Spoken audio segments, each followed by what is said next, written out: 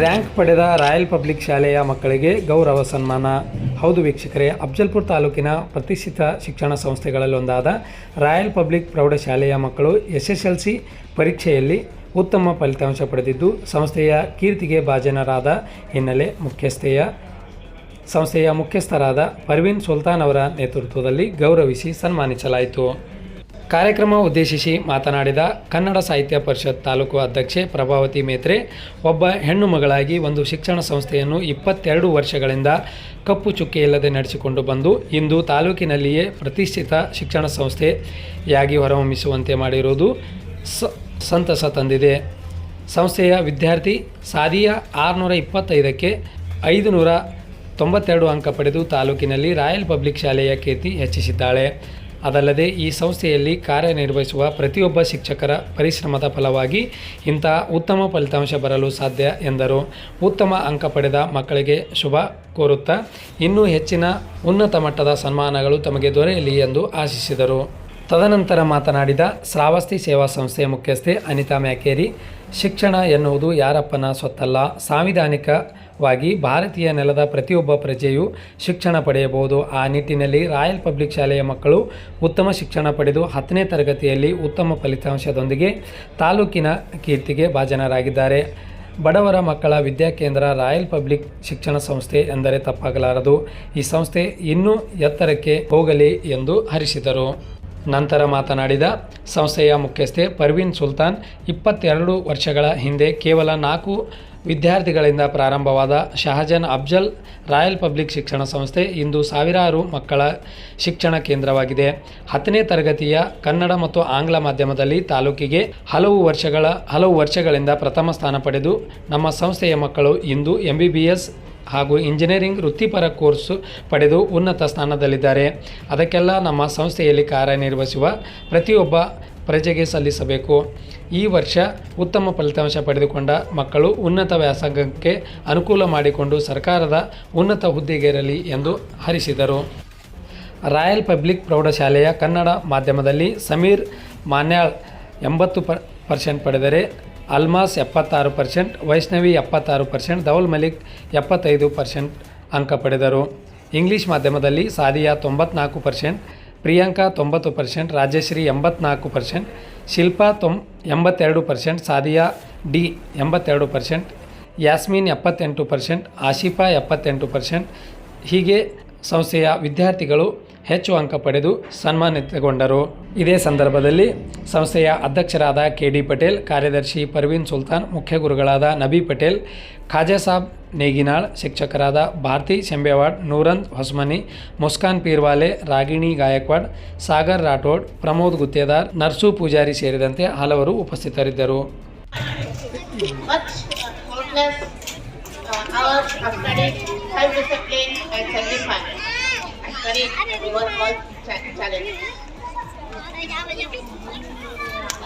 However, the success of the students is incomplete if without the appreciations of the teachers, our dedicated teachers. And I heartily congratulate to our parents also, those who have worked hard behind the students. And I sincerely thanks to the parents for the continuous support and trust to the students. Dear students, remember, this result is not our distinction, but it is the beginning of our journey. So let us achieve inspiration, use the aim higher and contribute positive to society. On behalf of the school administration, I congratulate all the students, SSLC toppers, students, and our hardworking teachers and our supportive parents for making this academic year a successful grind. Thank you. We make a wrong mistake, that is choosing a wrong competitor. We think that the topper of our class is our competitor. We think that a student or a child who is more intelligent is our topper. But that's the biggest mistake that every student do in their life. The thing is to make a right competitor, and that is our laziness. If we defeat our laziness and the things which distract us, then we can acquire our success easily. There are 3 things which are most important for success that I consider in my life. We have to stay focused. If you are intelligent, it is no matter how you are. But the thing is that you have to stay consistent at a particular topic. If you are able to sit and solve a problem for 4 hours and another student who is intelligent than you, but he is not able to do that, then his intelligence is of no use. So we have to stay consistent and focused. And considering someone else more better than is the biggest mistake that we all do. Making ourselves more perfect for the next performance is most important, because consistency always make us to step on the success, and we should never be get upset for losing, because losing is the stepping stone for the stage of success. And I would like to thank my teachers and the principal ma'am and the whole management for giving me this opportunity. There is also a huge role of the parents and the family members in the child's achievement in their life, because I consider that the biggest warrior in this world is the mother, and my mother has made a lot of efforts for in my life, so I'd like to thank her a lot.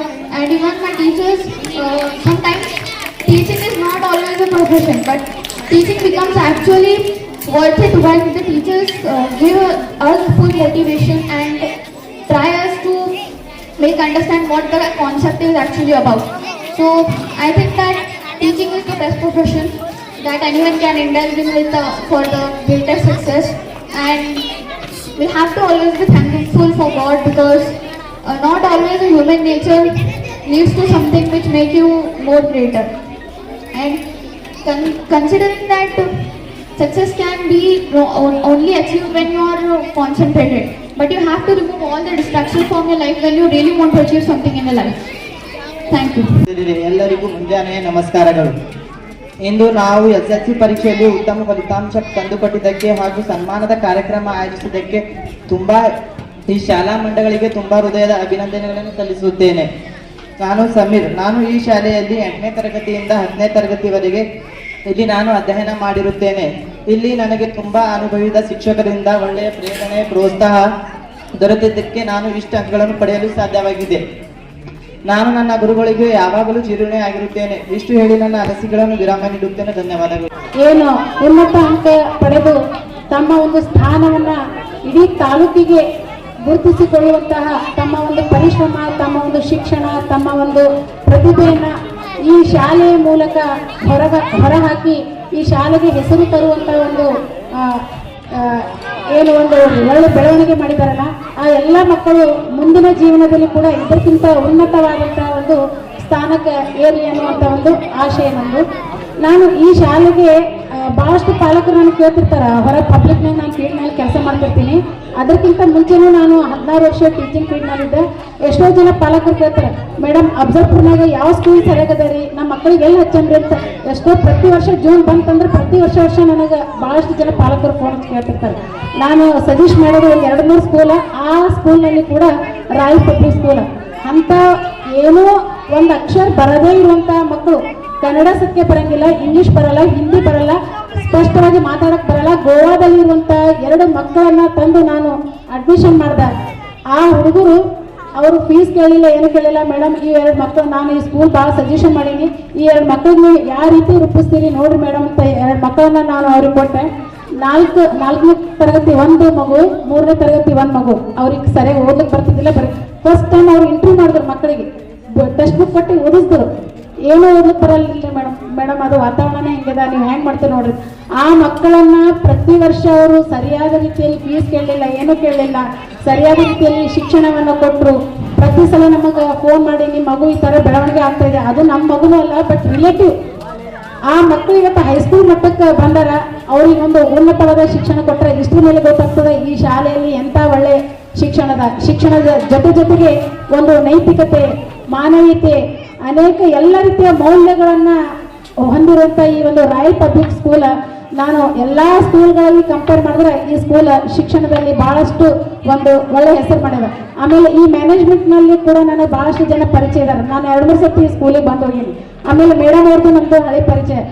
ಅವ್ರು ನನಗೆ ಗುರುತಿಸಿ ಇವತ್ತು ಒಂದು ವೇದಿಕೆ ಮೇಲೆ ನಮ್ಮ ಮಕ್ಕಳಿಗೆ ಸನ್ಮಾನ ಮಾಡಾಕತ್ತೀವ್ರಿ ಮೇಡಮ್, ನೀವು ಗೆಸ್ಟ್ ಆಗಿ ಬರ್ರಿ ಅಂತ ನೀನು ಕಾಲ್ ಮಾಡಿದಾಗ ನಾನು ತುಂಬ ಖುಷಿಯಿಂದ ಆಯ್ತು ರೀ ಮೇಡಮ್ ಬರ್ತೀನಿ ಅಂತಂದೆ. ಇಲ್ಲಿ ಬರೀ 10ನೇ ತರಗತಿ ಮಕ್ಕಳಿಗೆ ಸನ್ಮಾನ ಮಾಡಿಲ್ಲ, ಈ ಶಾಲೆ ಕೀರ್ತಿನ ಹೆಚ್ಚಿಸುವಂತ ಕೆಲಸ ಇವ್ರು ಮಾಡ್ಯಾರ. ಮುಂದಿನ ದಿನಗಳಲ್ಲಿ ಇನ್ನೂ ಮಾಡಲಿ ಅನ್ನುವಂಥ ಒಂದು ಪ್ರೋತ್ಸಾಹ. ಇಲ್ಲಿ 10ನೇ ತರಗತಿ ಅನ್ನುವಂಥದ್ದು ಹೆಂಗದಂತಂದ್ರೆ ಮಕ್ಕಳ ಒಂದು ಜೀವನದಲ್ಲಿ ಮೊದಲನೇ ಹಂತ, ಮೊದಲನೇ ಘಟ್ಟ.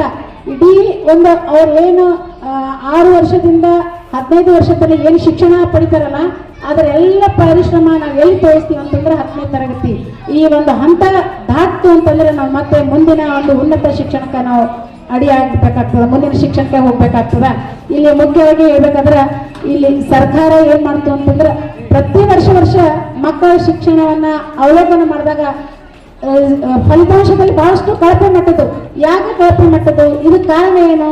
ಅನೇಕ ಕಾರಣಗಳಿದಾವ. ಏನು? ಮನೆಯ ವಾತಾವರಣ, ಮೊಬೈಲ್ ಬಳಕೆ, ಆಮೇಲೆ ಪರಿಸರ, ಆಮೇಲೆ ಶಾಲೆ ವಾತಾವರಣ, ಹೀಗೆ ಅನೇಕ ಕಾರಣಗಳಿದಾವ. ಇದನ್ನೆಲ್ಲವನ್ನ ಗುರುತಿಸಿ ಸರ್ಕಾರ ಏನ್ ಮಾಡ್ತು ಅಂತಂದ್ರೆ ಮಕ್ಕಳ ಶಿಕ್ಷಣಕ್ಕೆ ವಿಶೇಷವಾದಂತಹ ಅವರು ಕಾಳಜಿಯನ್ನ ವಹಿಸಿ ಹೋದ್ಸಲ ಏನ್ ಮಾಡಿದ್ರು, ಮಕ್ಕಳಿಗೆ ಎಕ್ಸಾಮ್ ಮಾಡಿದ್ರು. ಎಕ್ಸಾಮ್ ಮಾಡಿದ ತಕ್ಷಣ 6 ವಿದ್ಯಾರ್ಥಿಗಳು 6 ಪೇಪರ್ 6 ಫೇಲ್ ಆದ್ರು. 3 ಸಲ ಚಾನ್ಸ್ ಕೊಟ್ಟರು ಕೂಡ ಮಕ್ಕಳು ಪಾಸ್ ಆಗಲಿಲ್ಲ. ಅದನ್ನ ಪರಿಗಣಿಸಿ ಈ ವರ್ಷ ಹೊಸ ಒಂದು ನಿರ್ಧಾರ ಯೋಜನೆಗಳನ್ನ ತಗೊಂಡ್ ಬಂದು ಏನ್ ಮಾಡ್ತಂದ್ರ ಪಾಲಕರ ಶಿಕ್ಷಕರ ಚಿಂತನ ಮಂಥನ ಅನ್ನುವಂತ ಒಂದು ಕಾರ್ಯಕ್ರಮ ಮಾಡಿದ್ರು. ಅದೇ ಕಾರ್ಯಕ್ರಮ 4-5 ಬಾರಿ ಇದೇ ಸ್ಕೂಲ್ನಲ್ಲಿ ಮೇಡಮ್ ಅವರು ಮಾಡಿದ್ದನ್ನ ಕೂಡ ನಮಗ ಹಂಚ್ಕೊಂಡ್ರು. ನಾವು ಕೂಡ ಮಾಡಿದ್ದೇವೆ.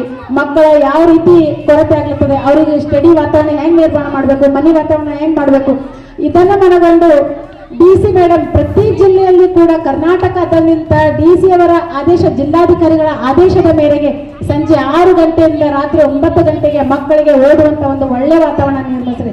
ಅಂದಾಗ ಅವರ ಭವಿಷ್ಯಕ್ಕೆ ಬರೀ ಶಿಕ್ಷಕರು ಅಷ್ಟೇ ಕಾರಣರಲ್ಲ, ಪಾಲಕರು ಕೂಡ ಇದಕ್ಕೆ ಕೈ ಜೋಡಿಸ್ಬೇಕು. ಶಿಕ್ಷಕರು ಏನ್ ಮಾಡ್ತಾರೆ? ಬೆಳಗ್ಗೆ 10 ಗಂಟೆಯಿಂದ 5 ಗಂಟೆ ತನಕ ಅವ್ರು ಶಿಕ್ಷಣ ಕಲಿಸ್ತಾರ, ಅವ್ರಿಗೆ ಎಷ್ಟು ಓದಿಸ್ತಾರ, ಬರೆಸ್ತಾರ, ಫೇರ್ ಮಾಡಿಸ್ತಾರ, ಪ್ರತಿ ಮಂತ್ಲಿ ಟೆಸ್ಟ್ ತಗೋತಾರ, ಎಕ್ಸಾಮ್ಗಳು ತಗೋತಾರ, ಎಲ್ಲವನ್ನ ಮಾಡ್ತಾರ. ಅದ್ರ ಪಾತ್ರ ಎಷ್ಟು ಬಂತಂದ್ರ ಶಿಕ್ಷಕರ ಜೊತೆಗೆ ಪಾಲಕರು ಕೂಡ ಪರಿಶ್ರಮ ಪಡ್ಬೇಕು. ಇಲ್ಲಿ ಶಿಕ್ಷಕರ ಜೊತೆಗೆ ನೀವು ಇಲ್ಲಿ ಕುಂತಂತ ಎಲ್ಲ ಪಾಲಕರು ನಿಮ್ಮ ಮಕ್ಕಳಿಗೆ ಒಳ್ಳೆ ವಾತಾವರಣ ನಿರ್ಮಿಸಿ ಅವರಿಗೆ ಉನ್ನತವಾದಂತ ಫಲಿತಾಂಶ ತರಲಿಕ್ಕೆ ಕಾರಣಕರ್ತ ಪಾಲಕರು ಕೂಡ ಅದರಂತಂದು ನಾನು ಇಲ್ಲಿ ಸಂತೋಷದಿಂದ ಹೇಳ್ತೀನಿ. ಇಲ್ಲಿ ನಮ್ಮ ತಾಲೂಕಿನಲ್ಲಿ 95 ಅಂಕವನ್ನ ಪಡೆಯುವುದರ ಮೂಲಕ ರಾಯಲ್ ಪಬ್ಲಿಕ್ ಶಾಲೆಯಲ್ಲಿ ಒಂದು ತಾಲೂಕಿನಲ್ಲಿ ಒಂದು ಪ್ರಥಮ ಸ್ಥಾನವನ್ನ, ಶಾಲೆಗೆ ಪ್ರಥಮ ಸ್ಥಾನವನ್ನ ತಂದುಕೊಟ್ಟು ಶಾಲೆ ಕೀರ್ತಿಯನ್ನು ಹೆಚ್ಚಿಸಿದ್ದಾರೆ. ಇದೇ ರೀತಿ ಆ ಮಕ್ಕಳ ಒಂದು ಮುಂದಿನ ಭವಿಷ್ಯ ಕೂಡ ಒಳ್ಳೆದಾಗ್ಲಿ. ಈ ಶಾಲೆಯ ಕೀರ್ತಿ ಇಡೀ ಅಫ್ಜಲ್ಪುರಕ್ಕೆ ಅಷ್ಟೇ ಅಲ್ಲ, ನಮ್ಮ ಕಲಬುರಗಿ ಜಿಲ್ಲೆಯಲ್ಲಿ ನಮ್ಮ ಸುತ್ತಮುತ್ತ ಎಲ್ಲ ಕಡೆನೂ ಒಂದು ಒಳ್ಳೆ ಹೆಸರನ್ನ ಮಾಡಿ ಒಂದು ಸಂಸ್ಥೆಗೆ ತಮ್ಮ ಒಂದು ಕೀರ್ತಿಯನ್ನ, ಹೆಸರನ್ನ ತಂದುಕೊಡ್ಬೇಕು ಅಂತ ಆ ಮಕ್ಕಳಲ್ಲಿ ನಾನು ಕೇಳ್ಕೊತಾ ಇದ್ದೀನಿ. ಇಲ್ಲಿವರೆಗೆ ನನಗೆ ವಿಶೇಷವಾಗಿ ಮೇಡಮ್ ಅವ್ರ ಬಗ್ಗೆ ನಂಗೆ ಬಹಳ ಸಂತೋಷ ಅನ್ನಿಸ್ತು. ಅವ್ರ ಮಾತುಗಳಿಗೆ ಎಷ್ಟು ಇದು ಅದಂದ್ರೆ ಪ್ರತಿಯೊಂದು ಮಗುವಿನ ಶಿಕ್ಷಣ ಮತ್ತು ಆರೋಗ್ಯ ಯಾವ ರೀತಿ ಕೊಡ್ಬೇಕಂತ ಅವ್ರು ಹಾಸ್ಟೆಲ್ ಮಾಡಿದ್ದಾರೆ, ಒಳಗೆ ಕರ್ಕೊಂಡು ಹೋಗಿ ಹೇಳಿದ್ರು.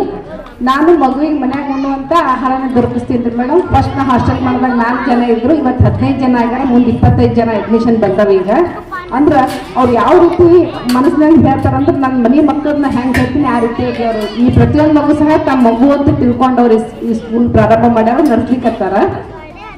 ಅಂತಹ ಒಂದು ಮನಸ್ಸು ಹೃದಯ ಇರ್ತಕ್ಕಂಥ ಈ ಒಂದು ಶಾಲೆ ಈ ರೀತಿಯಾಗಿ ಈ ರೀತಿ ಮಕ್ಕಳು ಪ್ರಥಮ ಸ್ಥಾನದಲ್ಲಿ ಬಂದಿದ್ದು ಬಹಳ ಸಂತೋಷ. ಯಾಕಂದ್ರೆ ಒಬ್ಬ ತಾಯಿ ಹೃದಯವಂತ ತಾಯಿ ಏನಿದ್ದಾರಲ್ಲ ಅವ್ರು ನಿಮಗೆಲ್ಲ ಮಾರ್ಗದರ್ಶಕ ಆಗ್ಯಾರ.